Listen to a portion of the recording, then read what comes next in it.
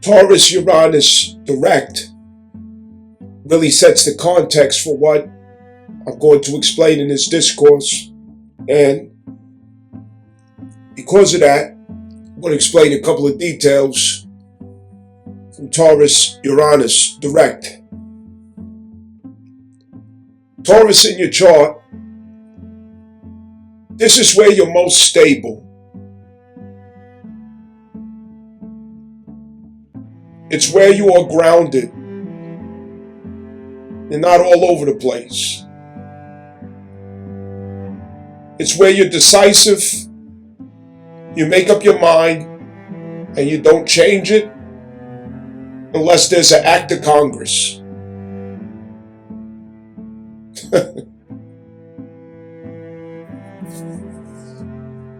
For the past 8 years, this has been quite different.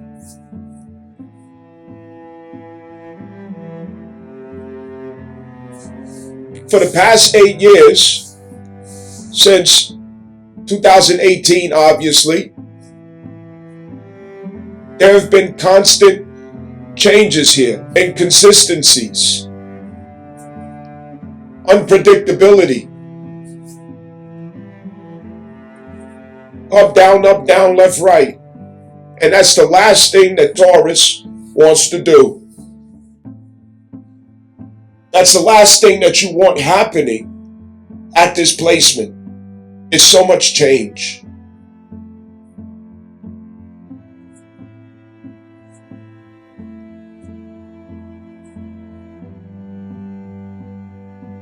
Through these experiences, what also has changed is what you value.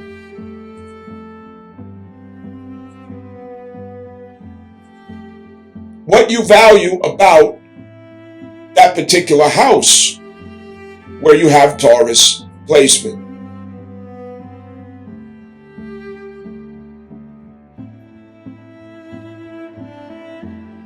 Your financial outlook is rooted in how you relate to your Taurus placement.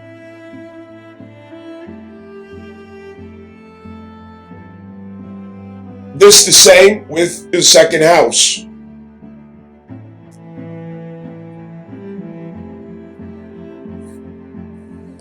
It used to be the tradition before this time, 2018, that you get a career, you stay with it forever, you get retirement, your pension, you grow old in that particular job or career.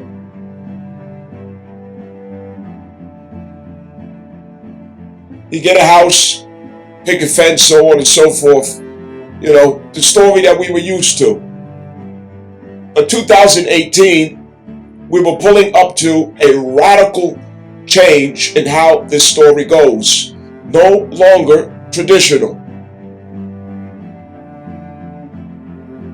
The shakeup had to change our value system that was founded upon Rothschild Rockefeller ideals.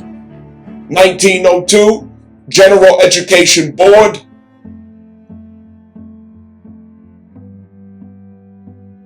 You are workers, you are machines, you are the Oompa Loompas for the industrial complex. And even since grade school, we were trained that this is how we are to assume, determine, measure, calibrate our sense of values when it comes to stability in our life.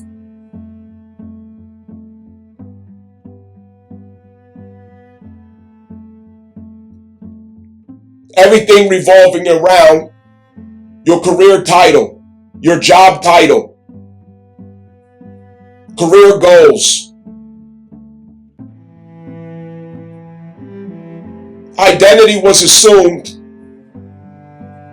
by your craft, your work, your job, your career.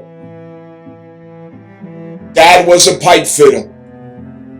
Mom was a nurse. Uncle was a car mechanic. So on and so forth. Uranus had to change this because it's not who we are. It's Uranus who returns us and aligns us to our soul's journey in theme, making sure that we remain authentic to the storyline from heaven.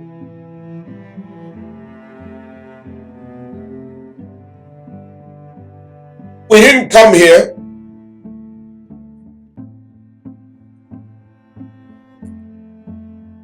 to be identified by corporate Khazarians' ideals of us and humanity assumed by unum sanctum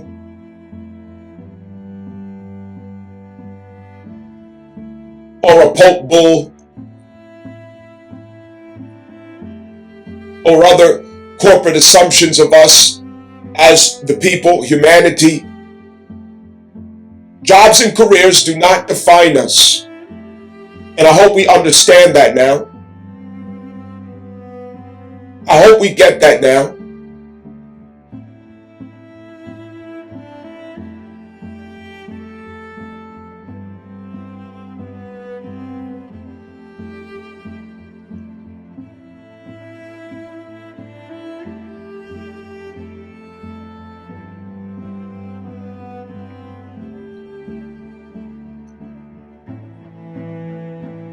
When we were determining stability in the past, before COVID changed the world,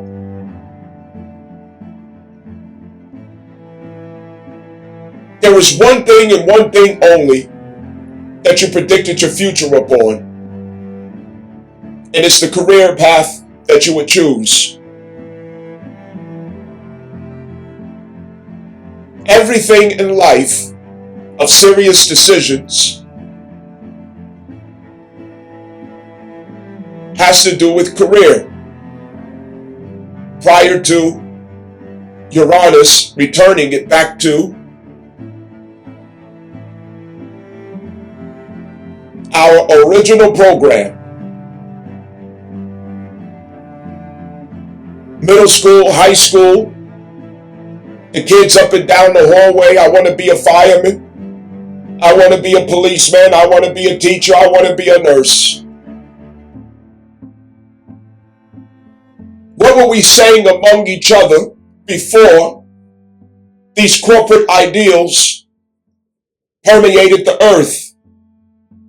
Before it took assumptions over all nations and tribes of the earth?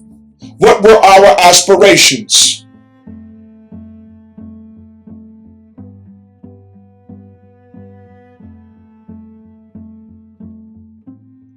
Who were we before careers determined what and who we were? How did we come up with a statement of identity?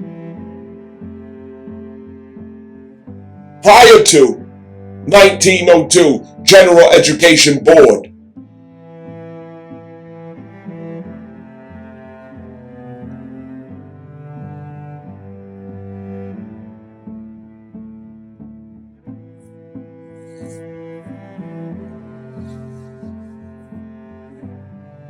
Prior to the incorporation of every person. We're going back, people. We're going back.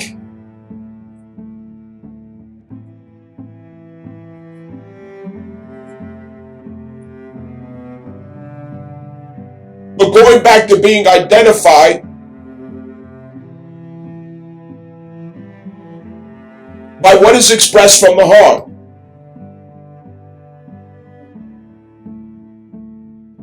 What your soul inevitably, irrefutably says you are. That of you which cannot be denied, that this is who you are. Taking notice of, emphasizing, celebrating, nurturing, acknowledging, naming pouring into what we were born to do.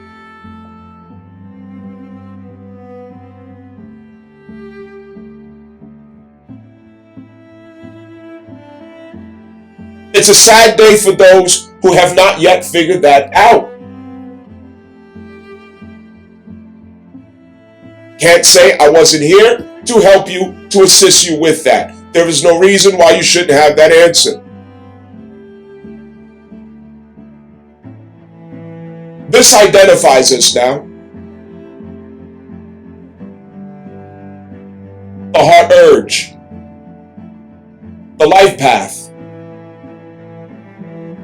the North Node,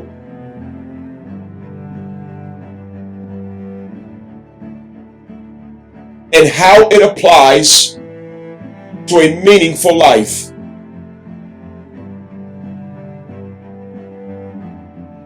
How it finds a way to serve humanity. How it answers the riddles of necessity and society. And this is our identities.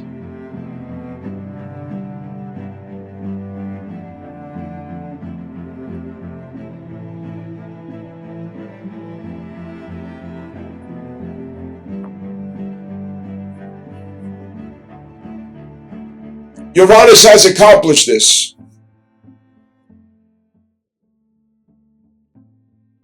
Through Pisces, we had to clear the programming. The programming that we didn't know was still running. The suggestions in the back of the mind, the suggestions and the subconscious, telling you who you are and who you're not, what you are and what you're not, according to assumptions of corporate state.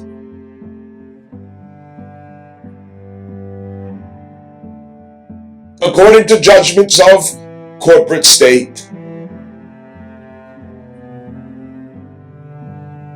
And corporate state, oh, what a vast territory. Media, universities, public schools, entertainment. The programming is everywhere. You can't get away from it.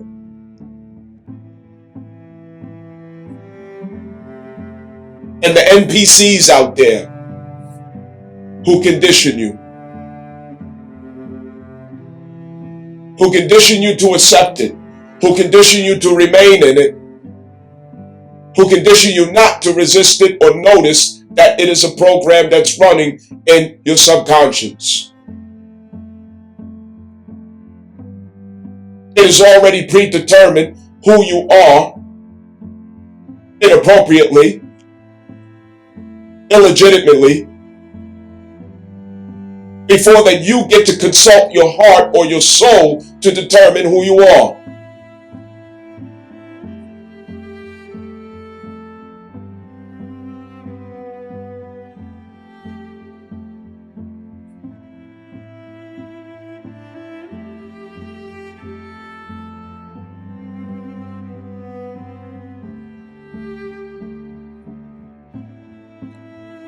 The forces with us, the talents, the gifts,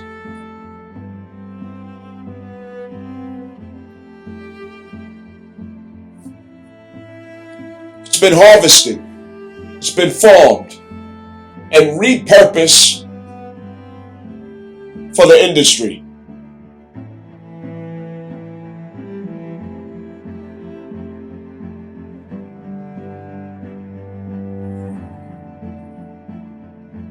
Status correction is here in spirit. Claim of proper status is here in spirit. Correction of the record is here in spirit.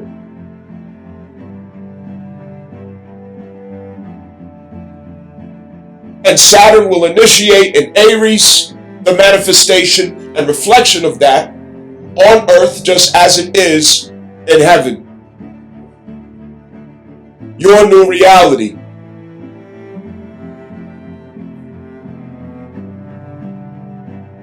After clearing the guilt, the shame,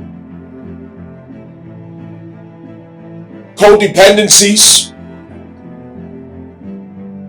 fear of rejection, the terror in your spirit of being left loveless, isolated, turned down, laughed at, scoffed at, judged, criticized. Saturn taught us some lessons as he passed through Pisces. Do you have boundaries?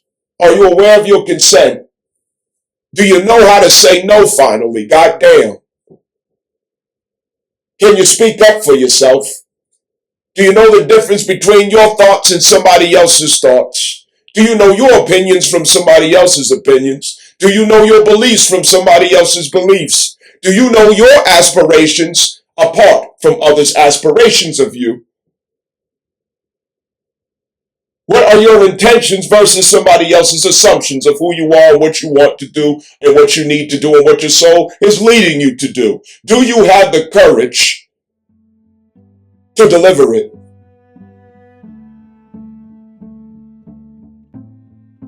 Are you still waiting for approval, acceptance?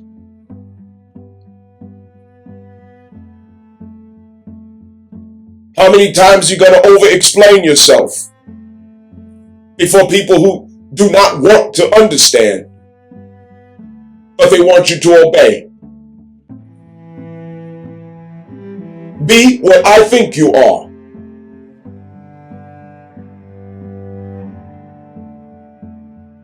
Have you learned?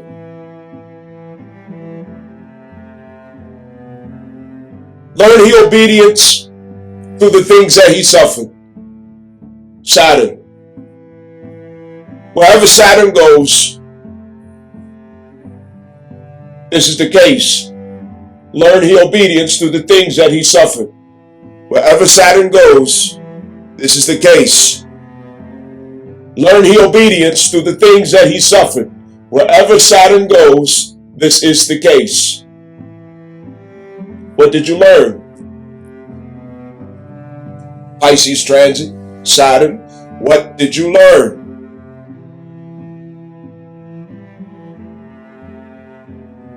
What did you learn about your power of consent?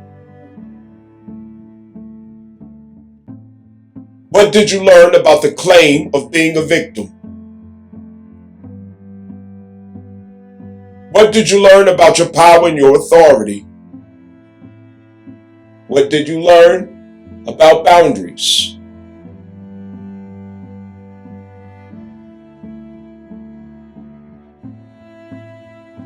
What did you learn about assumptions and beliefs? What did you learn about attempts to escape reality, escape accountability, escape the duty in front of you, escape your spiritual assignments that you know you must process, the distractions that you deliberately align yourself with?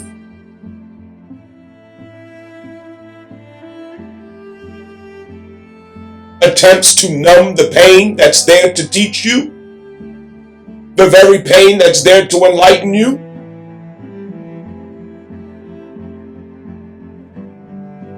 What did you learn about consenting to the assumptions that you don't deserve the love that you were born to receive?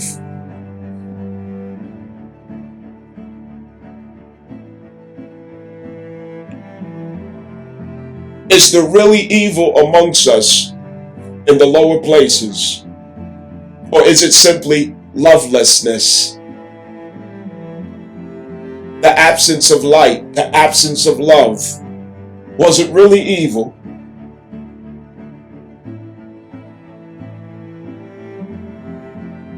Evil is only in high places.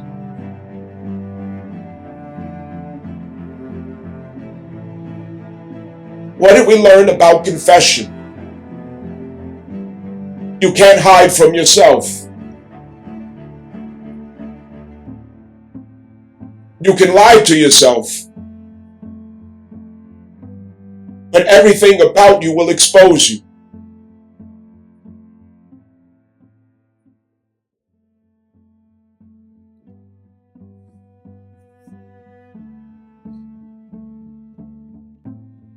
What do we learn about guilt that we harbor? Do we investigate that guilt? Is there something in there that we have identified with? Something we have to own up to, admit, denounce, confront? Do we owe atonement somewhere? Do we owe atonement somewhere?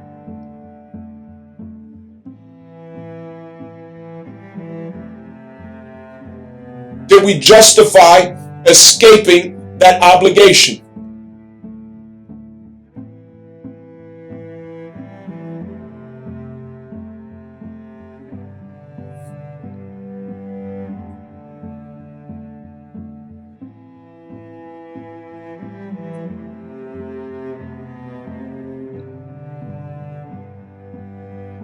What have we learned about transforming, undoing, self-sabotage into deep compassion?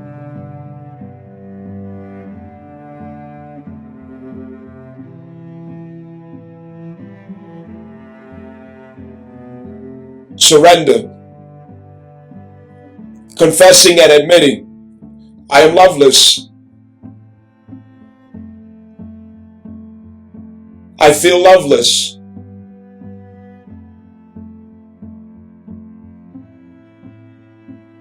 Because I am loveless, because I feel loveless, I become a terror. I become oppressive. I become abusive. I become a tyrant.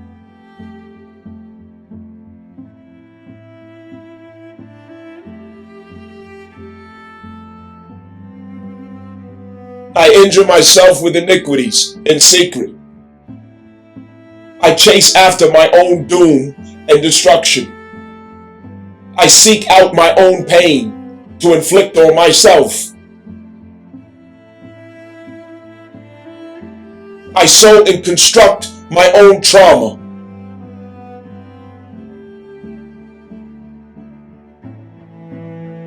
Did we learn to surrender and admit and confess, I feel loveless?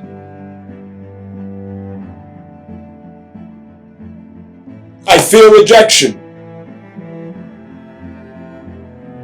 I fear being alone. I fear not feeling like I belong or I am accepted somewhere. Confession.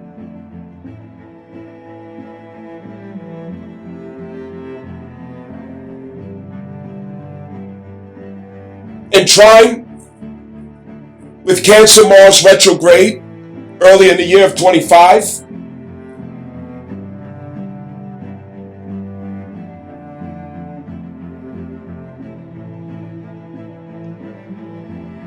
our ancestors, our forefathers and mothers,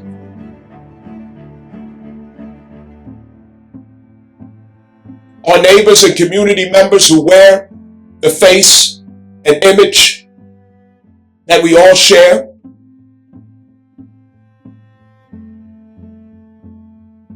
One black man wears the image of all black men. One white man wears the image of all white men. One Latino man wears the image of all Latino men.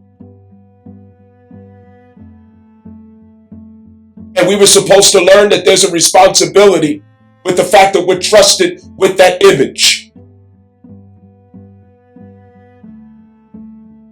If I wear the image of my brother, if I wear the image of my sister, I wrong him, I wrong her in oppressing this image.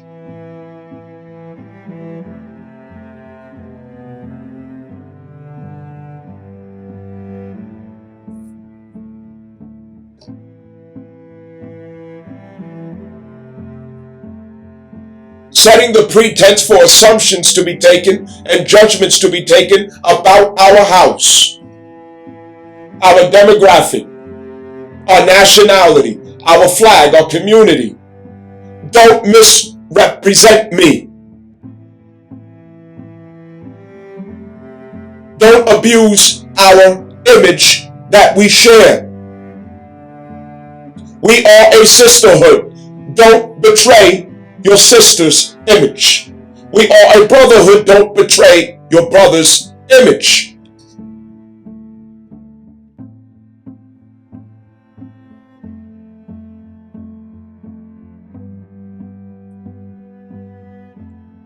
If I go out seeking blood and violence, oppression to the community, becoming a terrorist in the community, I have oppressed my brother's image.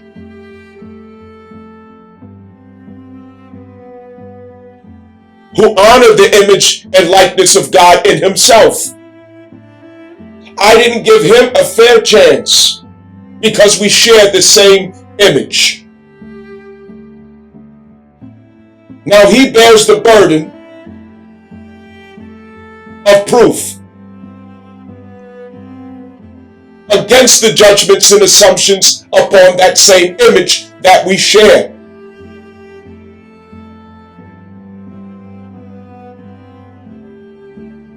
Your sister wants to be respected when she goes out into the public. She wants to stand in the honor of womanhood, the reverence that's naturally owed to a woman. You share our image, my sister,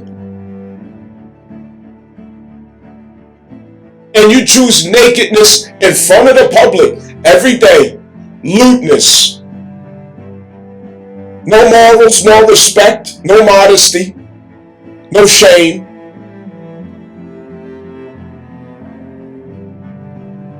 But yet the burden of that reputation is shared because you share my image.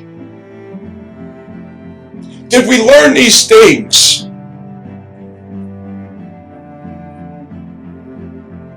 in how we curse our house? How we fill our house with burdens? How we contribute to the pollution of social anxieties, prejudices, and judgments. There's truth to everything that's claimed on us.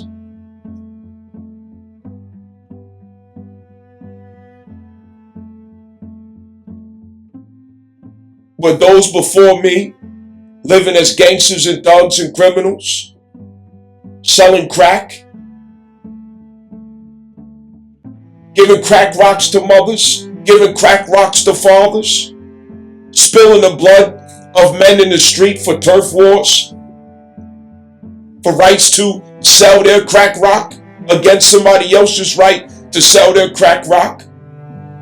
Mothers walking around looking like zombies, crack babies being born.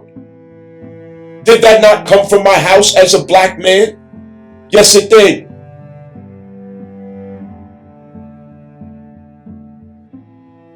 And I'm responsible for outliving that image.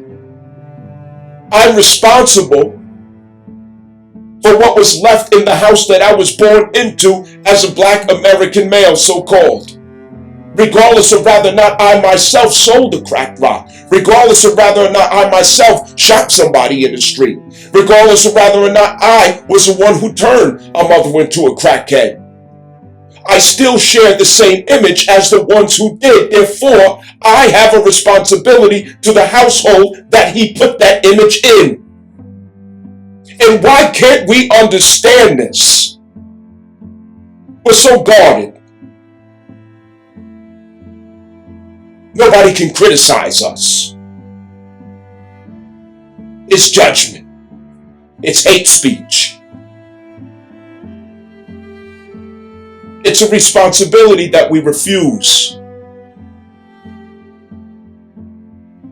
My brother is trusting me to represent him well because we share the same image. We are responsible for what our forefathers left in our house, the good to maintain it, and to succeed it, and the bad, to atone for it and heal it, to acknowledge how it has affected others,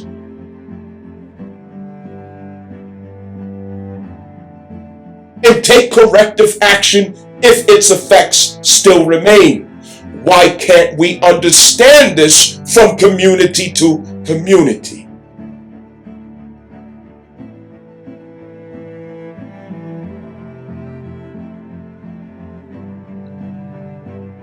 This is how we're supposed to deal with generational guilt. This is how we're supposed to deal with generational shame. Actively.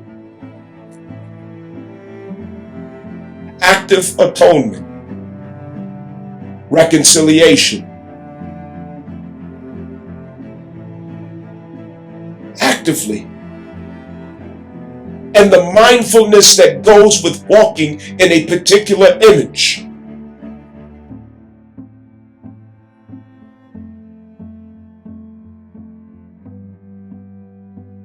You apply it to your demographic the same way, and I was happy to use myself so that you can see that you don't have to be so damn guarded about being examined.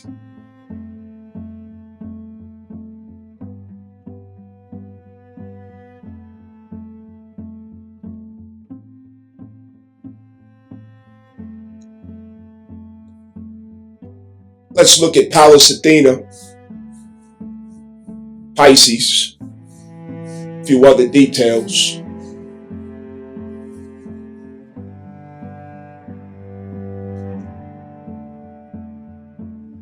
Pallas, Athena, and Pisces, it doesn't need your control. It doesn't need your aggression. It needs your trust, your sensitivity, your receptivity, your honesty, and a clear conscience. That's all it requires. Pallas Athena will do the rest. She will show you what to do with the fruits of Saturn's transit through Pisces.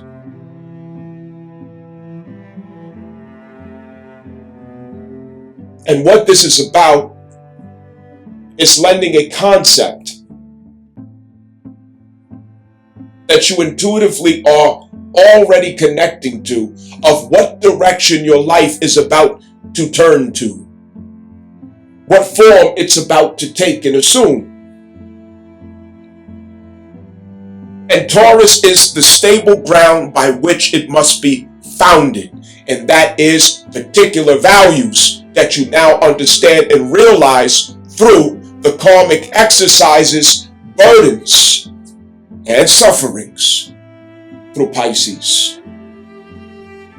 That has everything to do with the identity as Taurus succeeds Aries' first house as the values that expresses the identity, the values that preserves the identity.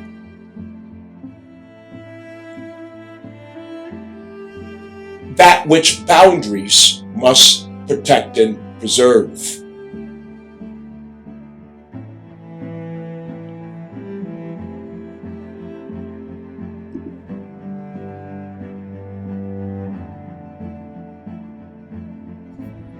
When we have the conjunction in Aries of Neptune and Saturn, this is a time where the reality hits about what it's going to take to separate the self from inappropriate ideals, distractions, lusts that may have taken command of you, addictions that could have taken command of your nervous system,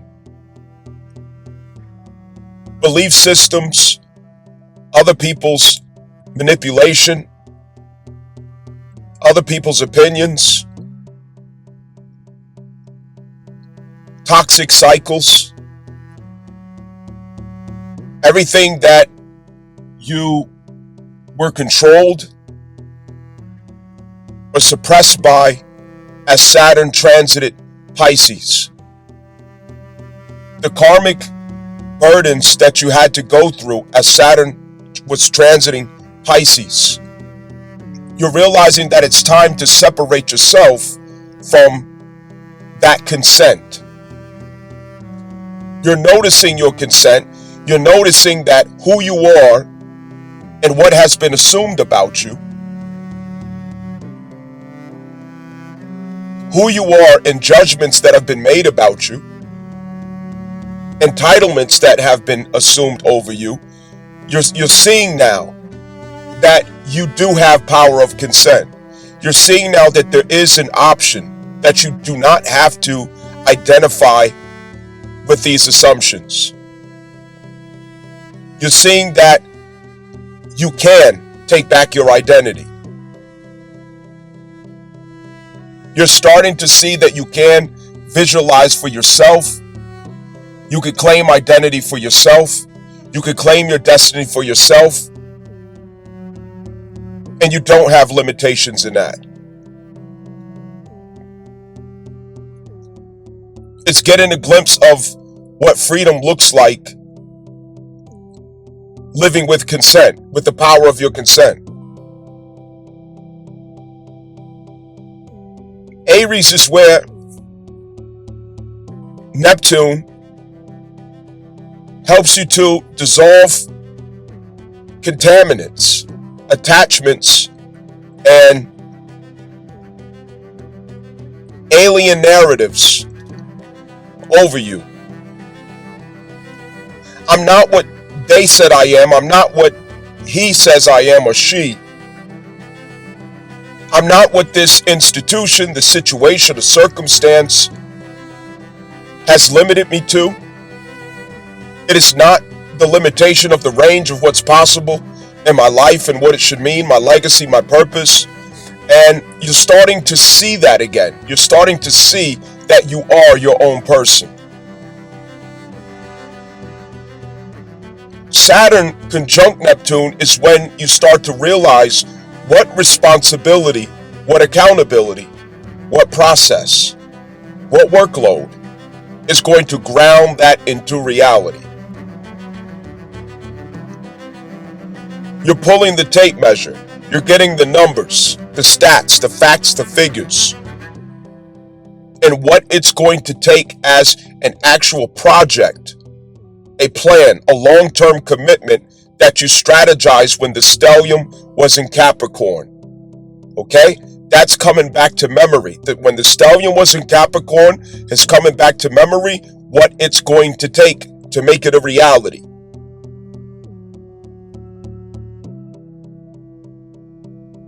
And this could mean that you get a little slowdown. Where you're dreaming, it's beautiful to dream, it's beautiful to think.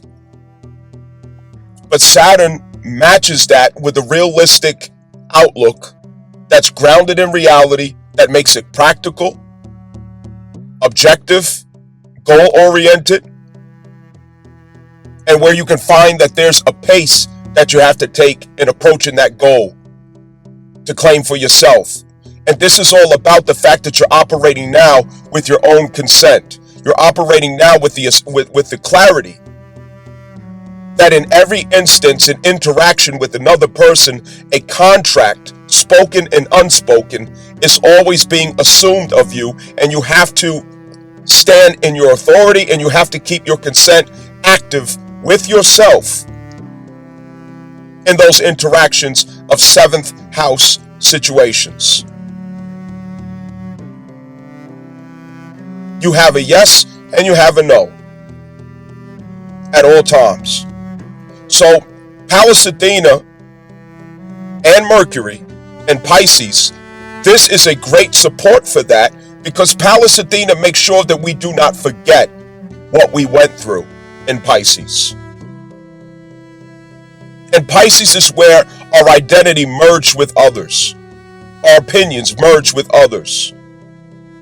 Our sentiments. And we could not find what our own sentiments were apart from others. What our own opinions were apart from others. What our own convictions were apart from others. What our own identity was apart from others. Because of programming, agendas, propaganda, narratives, falsehoods, addictions, codependencies, the fear of rejection, the fear of being judged or blamed, criticized, the threat of being left loveless, the threat of being left alone, the threat of falling into isolation if we did not comply, if we did not agree, if we did not go along, if we didn't laugh at the jokes, if we didn't tiptoe, if we didn't suppress ourselves in order to get along. Those were the things that we were suffering concerning Pisces. And you want to look at the house where you have Pisces to get a clear context of that, or you could get with me behind the scenes so I could get you notes, because study notes can really help you with this. With Pallas Athena is helping you to strategize on these things. And what you're strategizing with is the memory, insightful memory from these events and experiences. So you're drawing off of patterns that you remember, patterns that you noticed, patterns that you recognize when it comes to the Pisces themes. And you cannot forget to include your 12th house, because the 12th house, ultimately, this subconsciously is who you really are. But because of programming in your environment, relationship, institution, society, or whichever else, you suppressed it and you denied it. It's like the drunk person. The 12th house is like when a person drinks, they start telling on themselves. Okay? So what starts coming out of their mouth when they drink is the 12th house. They start telling on themselves. So what you suppress without a drink, that's the 12th house. What you let out and start running your mouth about when you drink, that's the 12th house, okay? So it's a part of yourself that you hid and suppressed because you didn't have somebody's permission, you didn't have agreement, or you felt like you were not deserving of living out that expression.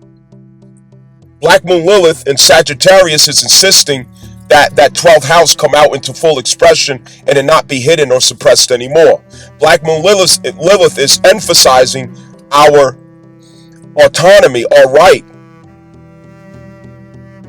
our authority to bring it out into full incorporation in who we are, because without it, we are not fulfilled. The 12th house is where we have active compassion, understanding, and love that we suffered to manifest. And so this is what you want to incorporate into reality, so that your reality is full of love and compassion in and of itself, which is something very deep, not superficial. Pallas Athena is helping you to take advantage of that Saturn initiation that's taken place with Neptune, where they are greeting each other, balancing each other out, and finding the middle ground to where the notes, objectives, and strategy, game plan, blueprints should be drawn as Saturn passes through Aries to construct the new identity of the self, which is actually the status correction of the self as the authentic self. It has to be constructed. Neptune is the blueprint. It's the authority of the graphic designer. Saturn is the contractor that utilizes the graphic designer to come up with a blueprint at what needs to be constructed. And it is Pallas Athena who has the experience behind it, that knows what to look for in that construction, that knows what to be mindful of in that construction in order not to fall back into futility. Cycles of Capricorn that were not productive. And it's Pallas Athena that keeps us in an Aquarius approach rather than a Capricorn approach to Saturn. Because were it not for Pallas Athena, we would be in a Capricorn loop with Saturn as it transits Aries. But because of Pallas Athena, we are seeing what was useful, what was not, what was productive, what was wise of us, what was foolish of us, what was good of us, what was not good, where we harmed ourselves, where we put ourselves in a bind, so on and so forth.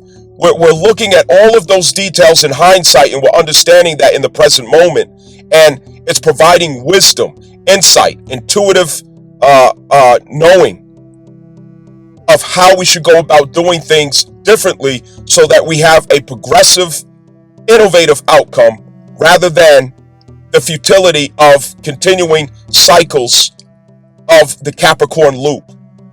So it's Pallas Athena that gives an innovative context to Saturn rather than a constructive limitation of constructive concept to Saturn, because Saturn rules both Capricorn and Aquarius. But because of Pallas Athena, it takes on the context of Aquarius rather than Capricorn as it meets up with Neptune. So there's great wisdom behind what you're sensing, what you're seeing, what you're picking up on. The gut, the conviction, what you're intuiting, the clairvoyance that's coming through. Everything that you're visualizing right now is real. Take it serious. Honor yourself. Honor your vision and your dream. Believe in it 100%.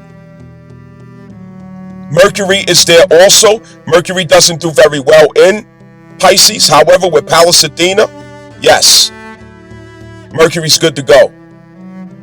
And Mercury adds in more cognitive clarity. It adds in more ability to extract interpretation of symbols and meanings out of Pisces, the dream state Pisces, where you're intuiting something, you're feeling something, you're sensing something, but because Mercury is there, you're going to be able to articulate it. And it's guided. Everything is being guided, however, by Pallas Athena. We know that Pisces is the concept. Aries is the manifestation of that concept. And with Pallas Athena at Pisces, it's drawing off of an improved, innovative concept of what used to be, which saves the essence, saves the meaning, saves what is valuable, and reforms it at Aries. Understand? So this is a beautiful initiative taking place. Be mindful of it. And this is a good time that in your intimate spaces where you can be vulnerable in a safe way, where you can share ideas with the appropriate persons, this is a great time where you should have those conversations, where you should dream, where you should take notes, where you should expand your beliefs, where you should fill your mind, your imagination, your vision, your eyes with symbols that you want to see, with reality that you want to be in. Feed your imagination what you want to see in your reality. Feel it now.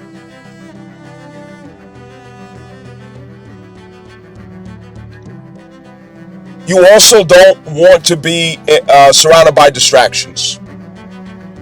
Be careful of distractions. Be careful of people who you share your energy and time with, that they're not a distraction, that they're part of what is complementary to you, that they're part of what keeps you in memory of your purpose, your identity, and what matters the most.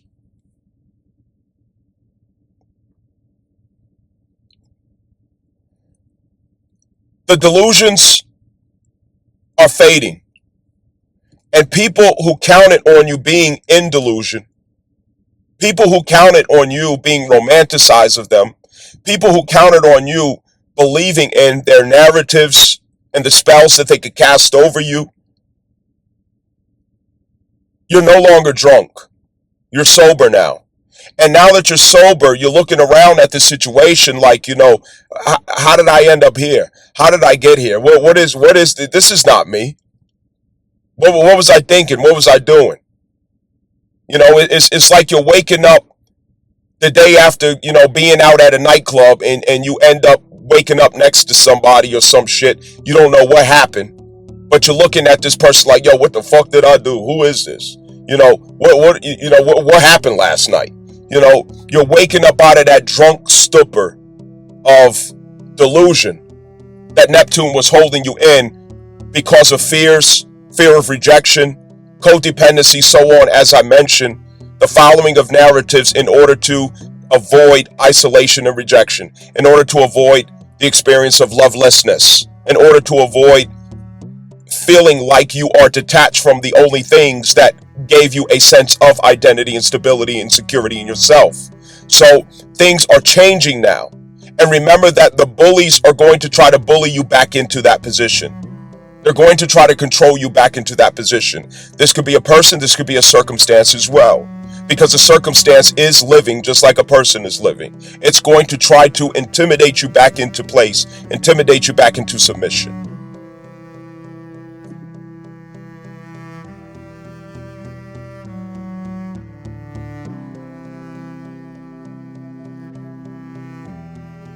This channel is not monetized. I show up here 100% because of what I believe in.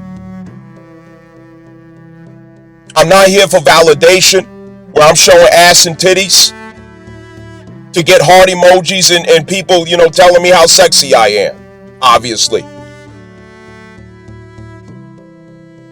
I'm not here because I get $1 for the videos that I put up. It's free of charge. You get to listen to all of these videos free of charge. And I won't be shy to say that it's not traditional astrology. It's not some of the half-assed bullshit that you will get out there in astrology. It's valuable. It's invaluable. And every single video is timeless. No matter what video you go to, it doesn't matter when I recorded it, it still applies and it's still insightful. But it's free to you. There's no begging in my videos. Cash App, PayPal, all this other stuff. You don't see none of that stuff in my videos. So for you to listen to it and not hit the like button, it's like you stealing. And I don't like nobody stealing from me. Because you don't know what it takes for me to show up consistently.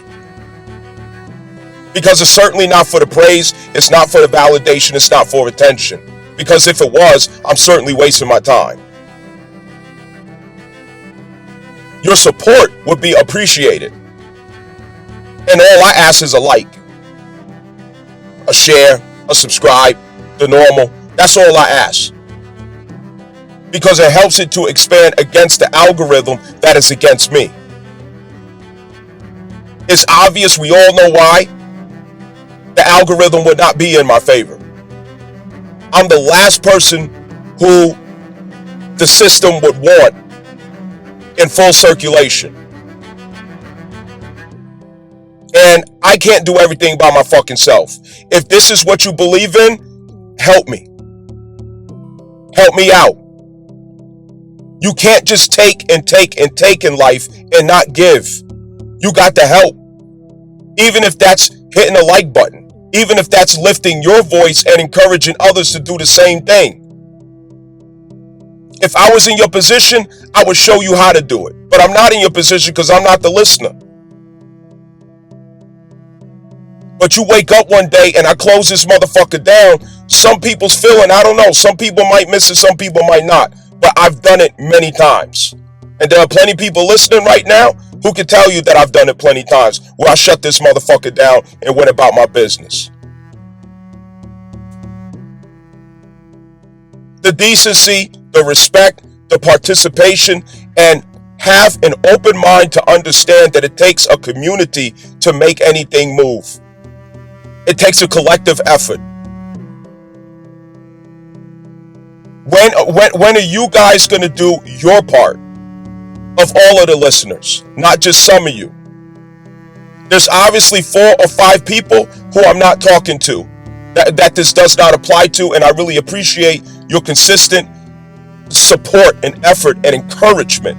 It goes a long way, and it is everything for me. I cherish it and I appreciate it. I value it. But the rest of you really don't understand what community really means. What it means to show up and be supportive and to give back.